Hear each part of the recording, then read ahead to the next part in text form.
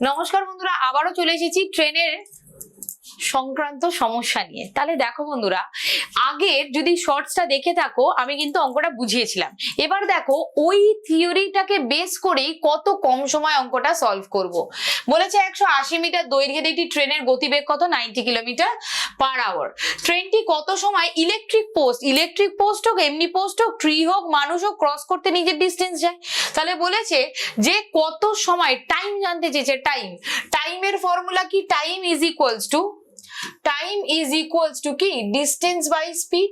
তাহলে এখানে ডিস্টেন্স কত দেখো তো, 180 মিটার দৈর্ঘ্যের একটি ট্রেন, তার মানে 180, আর গতিবেগ কত, 90 কিলোমিটার প্রতি ঘন্টা। শুধু একটা জিনিস মনে রাখবে বন্ধুরা, এটা কিসে আছে? মিটারে, আর এটা কিসে আছে? কিলোমিটার।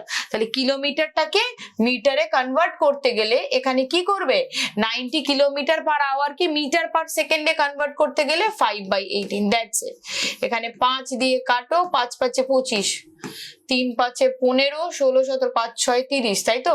36/5 মানে কত, 5 7 35, 5 দুগুণে 10, 7.2 সেকেন্ডে অতিক্রম করবে। স্পিড, টাইম এন্ড ডিস্টেন্সে সবসময় মনে রাখবে প্যারামিটার সেম করে দিলে অঙ্ক কিন্তু খুব সহজ হয়। যদি ভালো লেগে থাকে ডেফিনেটলি একটা লাইক করো, চ্যানেলটিকে শেয়ার আর সাবস্ক্রাইব করতে ভুলো না। #রূপা ম্যাম দিয়ে জানিও কেমন লাগছে ভিডিওগুলো। Thank you.